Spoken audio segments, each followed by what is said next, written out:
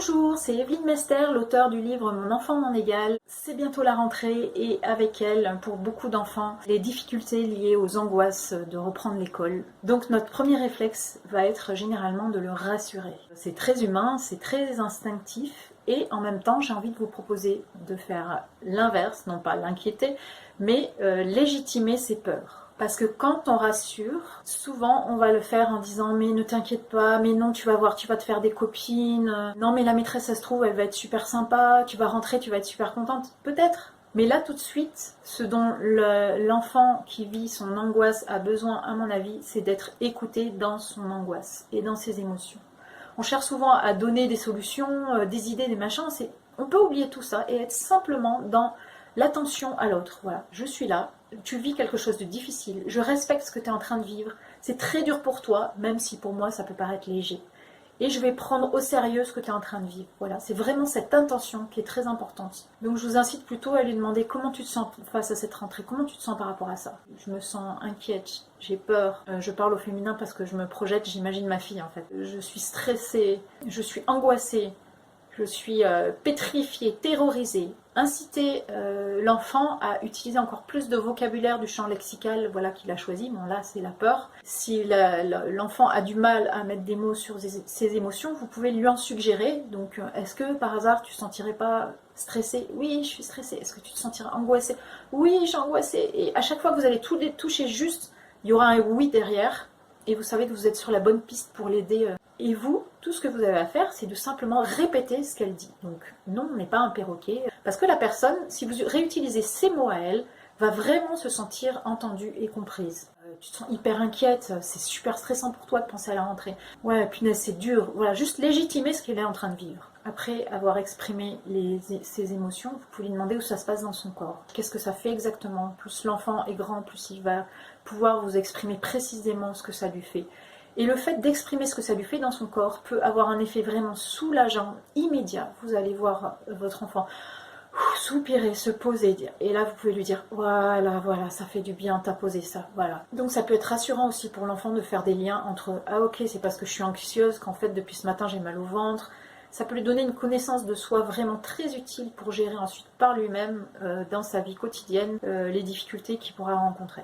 Ensuite, quel est le besoin derrière? Qu'est-ce qui pourrait t'aider là tout de suite pour te sentir mieux? Donc il y a deux choses, il y a tout de suite et il y a le jour de la rentrée. Donc vous pouvez faire les deux séparément ou les deux ensemble, de toute façon ça va se regrouper. De quoi tu aurais besoin pour te sentir mieux? Ah ben, de plus jamais aller à l'école. Oui, c'est le risque. Mais vous pouvez y réfléchir.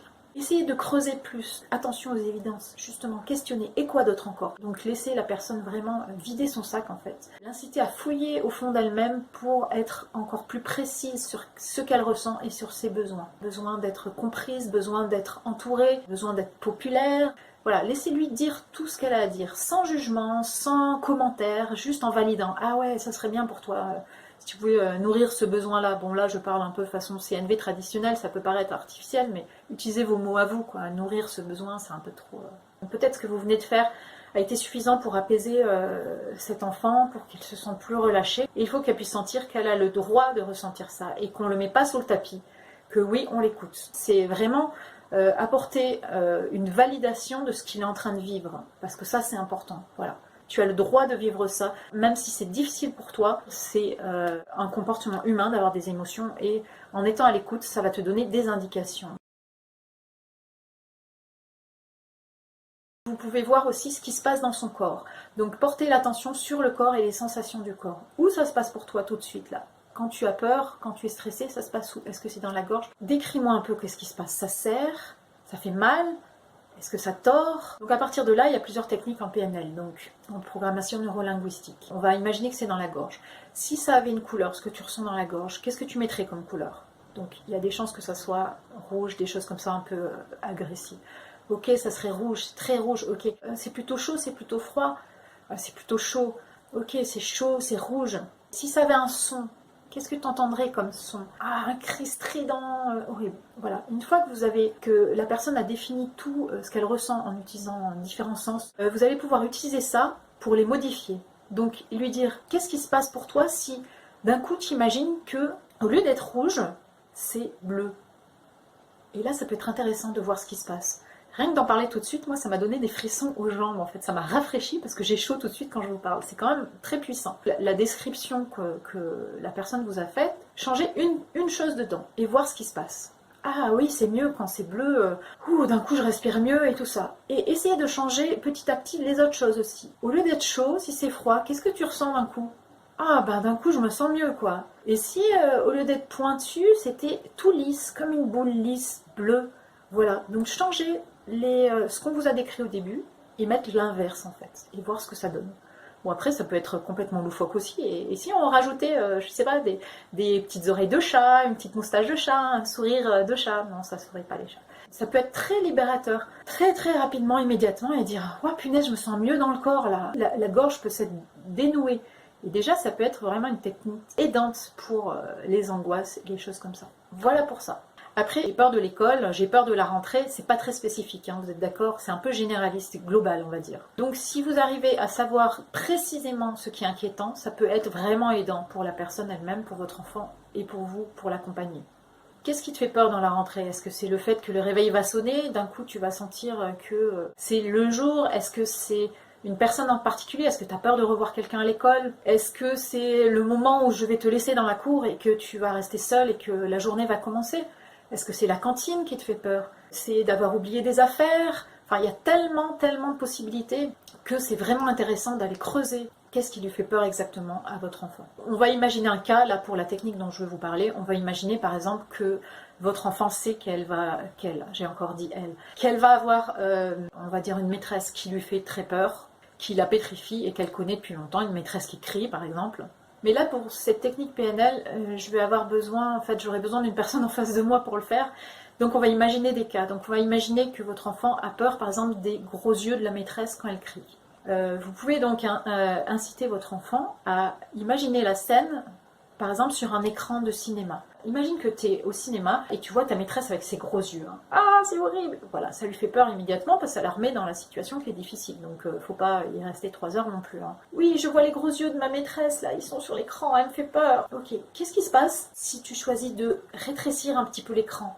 Tu peux imaginer que d'écran de cinéma, il puisse devenir un tout petit peu plus petit. Comment ça fait pour toi? Ah non, elle est toujours grande, je vois quand même son image. Ok. Et si tu mets l'écran au lieu d'être en couleur, en noir et blanc. Plus de couleur. Et là, vous regardez sa réaction. Donc c'est difficile pour moi de vous expliquer la technique sans avoir quelqu'un en face parce qu'il n'y a pas justement de réaction. Et il y a tellement de possibilités de réactions différentes que c'est compliqué de vous emmener dans un chemin plutôt qu'un autre. Donc on va imaginer que ça lui convient de mettre en noir et blanc. Donc ok, tu vois les gros yeux de ta maîtresse en noir et blanc. Déjà, comment tu te sens dans toi? Ça va un peu mieux, là, elle me fait un peu moins peur. Ok, qu'est-ce qu'on peut changer encore sur cet écran pour que tu te sentes mieux? Et là, vous l'incitez à passer à l'action elle-même. Elle a compris le truc. Voilà, qu'est-ce qu'on change sur l'écran? Oh, ben, on pourrait, je sais pas, mettre du flou, voilà, on voit plus trop. Mettre du flou. Ok, vas-y, mets du flou sur cet écran. Ah ouais, c'est flou, là, on voit moins les yeux, c'est en noir et blanc, ça commence... Et toujours calibrer comment se sent votre enfant. Donc, si ça marche pas, on continue. Et même si ça marche, ça peut être bon d'en rajouter.